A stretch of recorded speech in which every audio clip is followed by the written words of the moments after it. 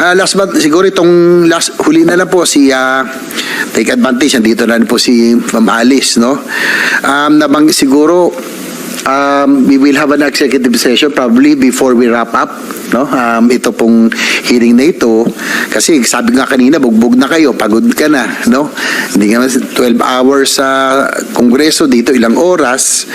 Siyempre siguro naawaan sarili mo, pero siguro dapat maawa rin tayo doon sa mga naging biktima ng Pogo.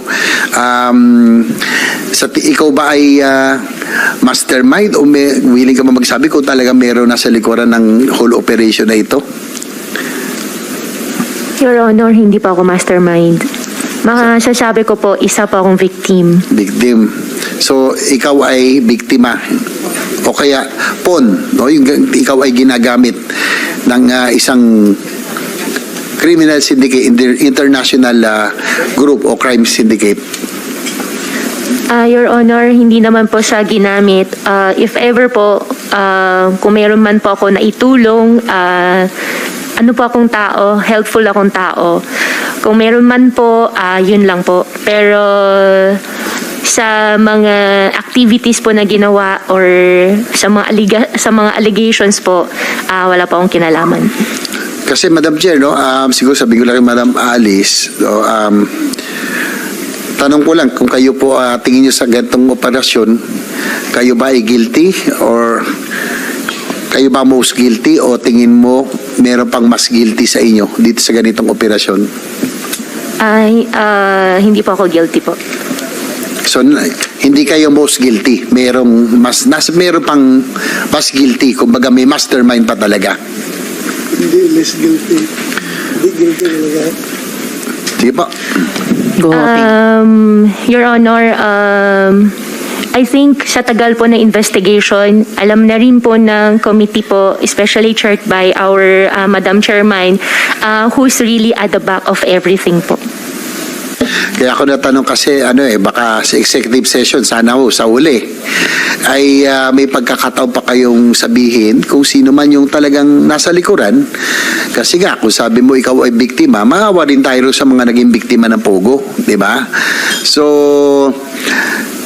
sa executive session, hindi pwedeng ilabas yun, no, sa media, sa publiko.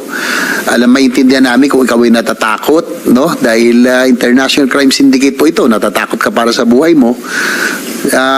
Para din mabawasan siguro yung kasalanan mo kung sakasakali sa executive session ay willing ka bang sabihin kung sino yung most guilty na sinasabi mo?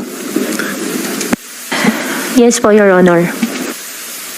Madam Chair, so I wrap up. So I'm expecting that Ms. Alice Go will divulge the real masterminds of the operation of this international crime syndicate, and we will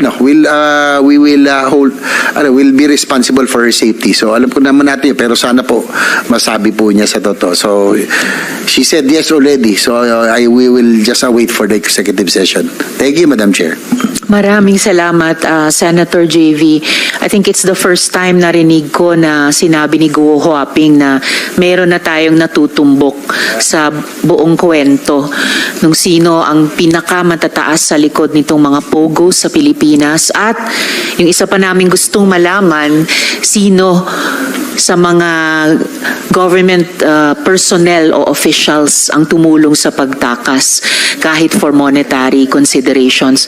So if at the proper time gagawa ng motion si Senator JV for an executive session, posible sa susunod at posibleng huling hearing, the chair will be very open to that. Pag-isipan nyo rin yan, Kuhuaping, maghingi ka ng payo sa iyong mga abogado para kung gagawin natin yung prosesong iyon, make the most use of it. Don't waste the time, don't waste the opportunity, but yes, make Madam the Chair, most use of it. thank you for that. Senator Jay. I will also, the proper time, make the motion for an executive session. And given the fact that Miss Alice Goat just now, ngayon lang niya sinabi na talagang sasabihin niya, naawa na rin kami sa inyo. Bugbog ka na, 13 hours, no? Nakakapagod din emotionally. So sana para sa mga biktima, biktima ka, lalo sa mga naging biktima, sabihin mo na rin, no, sa executive session. Thank you, Madam Chair.